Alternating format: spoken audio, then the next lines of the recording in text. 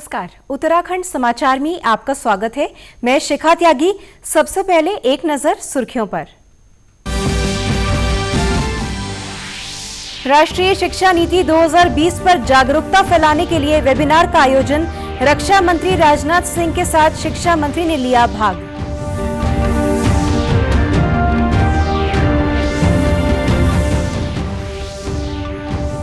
AIIMS में नियमित रूप से संचालित होंगी एयर एम्बुलेंस सेवा।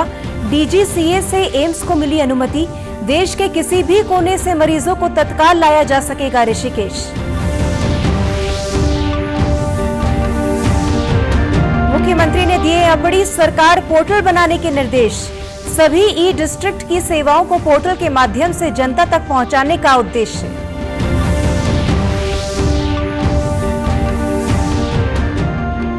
और केदारनाथ आपदा में लापता हुए लोगों के नर कंकालों की खोजबीन के लिए अभियान की शुरुआत। 10 अलग अलग क्षेत्रों में पुलिस और एसडीआरएफ की 10 टीमों ने शुरू किया सर्च ऑपरेशन। अब समाचार विस्तार से।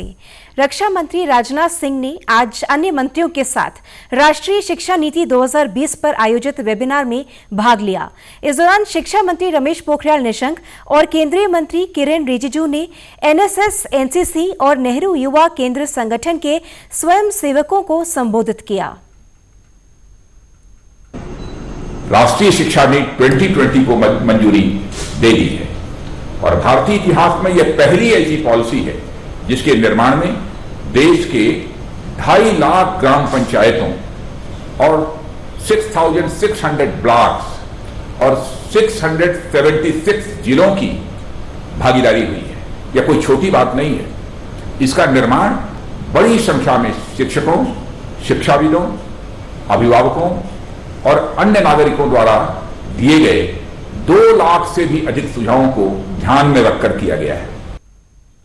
इस अवसर पर शिक्षा मंत्री रमेश पोखरियाल निशंक ने कहा कि राष्ट्रीय शिक्षा नीति से युवा विद्यार्थियों को नई बुलंदी छूने में मदद मिलेगी। राष्ट्रीय शिक्षा नीति 2020 के बारे में जागरूकता फैलाने के लिए वेबिनार में शिक्षा मंत्री ने कहा कि शिक्षा मंत्रालय भारत को ज्ञान और अनुसंधान का केंद्र बनाएगा। देश की आजादी के बाद वैसे तो 68 में आई और 86 में भी शिक्षा नीति आई, लेकिन मूलभूत जो भारत की जड़ों पर खड़े होकर के अंतर्राष्ट्रीय प्रतिस्पर्धा में जिसमें दम है, क्षमता है, राष्ट्रीय शिक्षा नीति 2020 हमारे देश के यशस्वी प्रधानमंत्री आदरणीय नरेंद्र मोदी जी के लगातार निर्देशन में जो सशक्त तरीके से उभर करके आई है, जो पूरे देश ने जिसका अभिनंदन किया है। बैठक में उपस्थित केंद्रीय मंत्री किरेन रिजिजू ने भी नई शिक्षा नीति पर प्रधानमंत्री का आभार व्यक्त किया। साथ ही शिक्षा मंत्रालय के कार्य की भी सराहना की। ये जो नई शिक्षा नीति बनी है, सबसे पहले तो मैं प्रधानमंत्री जी के प्रति आभार प्रकट करना चाहूंगा कि उन्होंने जो ब्रॉड गाइडलाइंस हम सबको दिए हैं और उसके बाद में शिक्षा मंत्रालय के जितने भी लोग जुड़े हुए हैं इस बड़ी मुहिम में, शिक्षा मंत्री और उसके पूरे साथी जितने भी जो एक्सपर्ट्स है, एजुकेशनिस्ट है, जिसका नॉलेज और जिसका एक्सपीरियंस से ये नई शिक्षा नीति बनी है, मैं आप सबका भी अभिनंदन करना चाहता हूं। अखिल भारतीय आयुर्विज्ञान संस्थान एम्स ऋषिकेश में अब एयर एम्बुलेंस सेवा नियमित तौर पर संचालित हो सकेगी। केंद्र सरकार के नागर विमानन महानिदेशालय द्वारा एम्स को इसकी अनुमति प्रदान कर दी गई है। इस अनुमति के बाद अब देश के किसी भी कोने से गंभीर स्थिति के मरीजों या गंभीर घायलों को इलाज के लिए तत्काल एम्स ऋषिकेश लाया जा सकेगा। एम्स के डॉक्टर मधुर उनियाल ने बताया कि उत्तराखंड आपदाओं और भौगोलिक दृष्टि से अति संवेदनशील राज्य है। पहाड़ी राज्य में आपदाओं के दौरान घायलों को समय रहते अस्पताल पहुंचाने के लिए यह सुविधा बेहद लाभदायक होगी। एम्स ऋषिकेश हेलीपैड को डीजीसीए द्वारा अब पूर्ण रूप से अनुमति मिल चुकी है। हमारा एसओपी डीजीसीए द्वारा ओके कर दिया गया है और अब एम्स ऋषिकेश का हेलीपैड विधिवत रूप से रेगुलर ऑपरेशंस करने के लिए स्वतंत्र है। एम्स ऋषिकेश में अब न केवल स्टेट के बल्कि स्टेट से बाहर पूरे इंडिया से कोई भी एयर एम्बुलेंस सर्विसेज और मेडिकल सर्विसेज के लिए हेलीकॉप्टर्स लैंड कर सकते हैं और ये सुविधाएं हमारे यहाँ पे चालू हैं। आपको बता दें कि पिछले महीने 11 अगस्त को राज्य के मुख्यमंत्री ने एम्स के हेलीपैड का उद्घाटन किया था, जिसके बाद इसके विधिवत संचालन के लिए एम्स को डीजीसीए की अनुमति की प्रतीक्षा थी। मुख्यमंत्री त्रिवेंद्र सिंह रावत ने जनता के लिए अपनी सरकार पोर्टल बनाने के निर्देश दिए। अब सभी ई डिस्ट्रिक्ट की सेवाएं अपनी सरकार पोर्टल के माध्यम से उपलब्ध कराई जाएंगी। ये पोर्टल एनआईसी के सहयोग से विकसित किया जाएगा।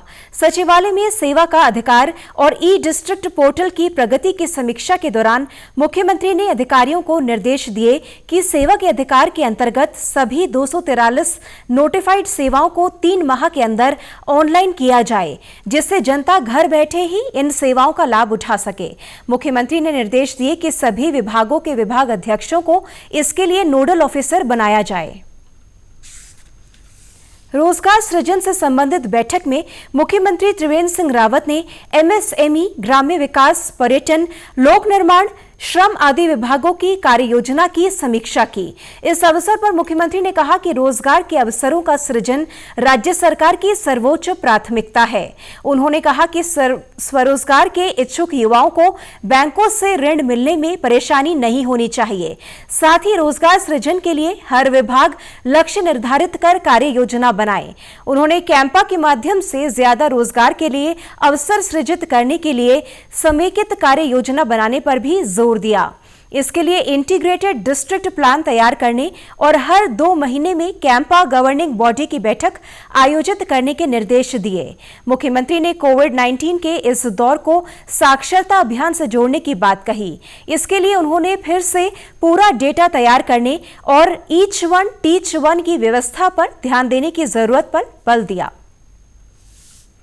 केदारनाथ धाम में साल 2013 में आई आपदा में लापता हुए लोगों के नर कंकालों की खोजबीन करने के लिए शासन द्वारा एक बार फिर से अभियान चलाया जा रहा है।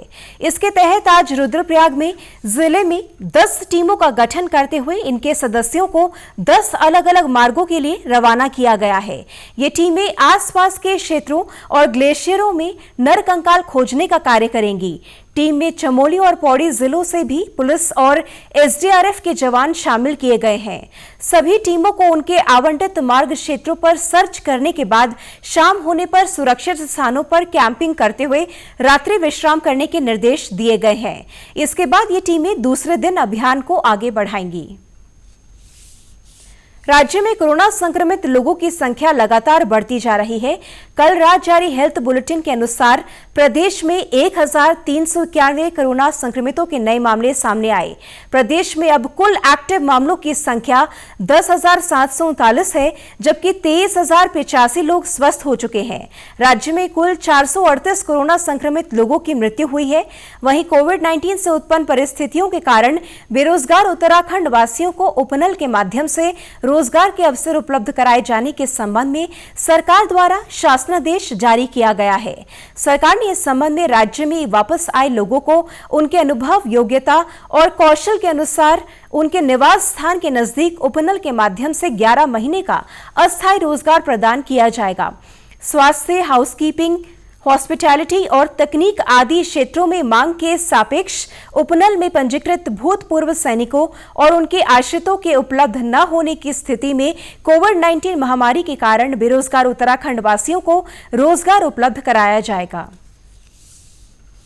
प्रदेश के पर्वतीय क्षेत्रों में किसानों की आय दोगुनी करने के उद्देश्य से ठंडे पानी की मछली के उत्पादन पर जोर दिया जा रहा है। केंद्र सरकार की नील क्रांति योजना के अंतर्गत चंपावत जिले में इन दिनों राष्ट्रीय शीत जल मत्स्यिकी अनुसंधान संस्थान द्वारा छिड़ा पानी क्षेत्र में ठंडे पानी की रेनबो ट्राउट मछली पर शोध किया जा रहा है, जो लगभग 3 महीने तक जारी रहेगा। इस अनुसंधान के जरिए मछली की पैदावार बढ़ाने के साथ ही इससे किसानों की आय बढ़ाने जैसे विषयों पर शोध किया जा रहा है। राष्ट्रीय शीत जल अनुसंधान के प्रभारी और मत्स्य वैज्ञानिक डॉक्टर किशोर कुणाल ने बताया कि 15 सितंबर से 15 दिसंबर तक चलने वाले इस अनुसंधान के जरिए ठंडे पानी की मछली रेनबो ट्राउट की ग्रोथ बढ़ाने के लिए कार्य किया जा रहा है।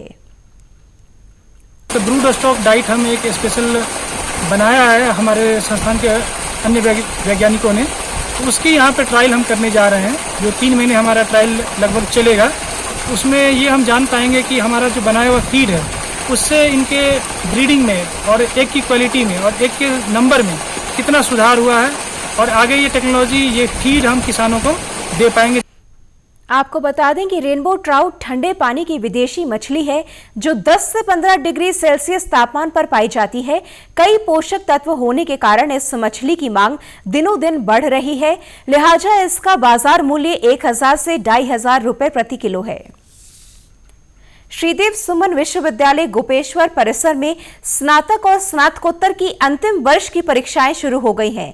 परिसर के प्राचार्य प्रोफेसर R.K. गुप्ता ने बताया कि कोरोना संक्रमण के चलते विश्वविद्यालय अनुदान आयोग और भारत सरकार द्वारा जारी दिशा निर्देशों के अनुरूप 3 शिफ्टों में परीक्षा सावधानी पूर्वक कराई जा रही है।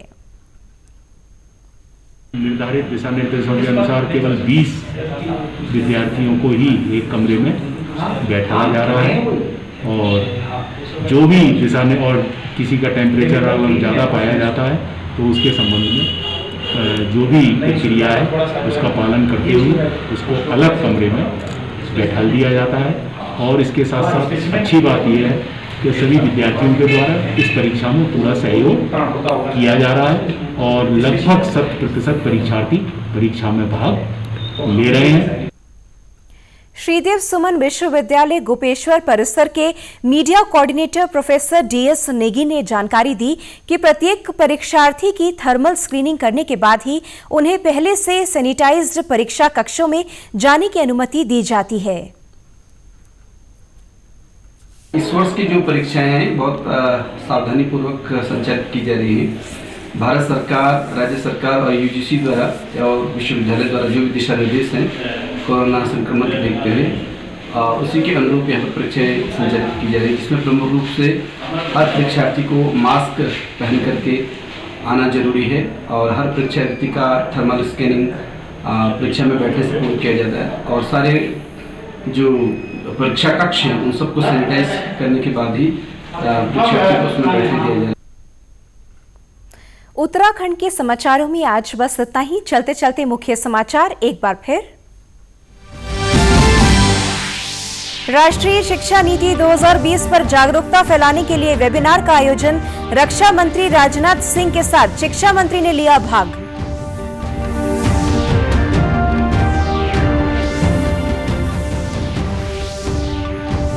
एम्स में नियमित रूप से संचालित होगी एयर एम्बुलेंस सेवा। DGCA से एम्स को मिली अनुमति। देश के किसी भी कोने से मरीजों को तत्काल लाया जा सकेगा ऋषिकेश।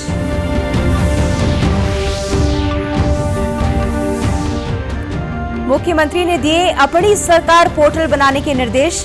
सभी ई-डिस्ट्रिक्ट की सेवाओं को पोर्टल के माध्यम से जनता तक पहुंचाने का उद्देश्य।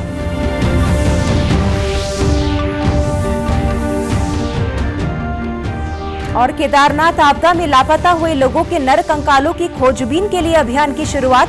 10 अलग अलग क्षेत्रों में पुलिस और SDRF की 10 टीमों ने शुरू किया सर्च ऑपरेशन। इसी के साथ समाचार समाप्त हुए। नमस्कार।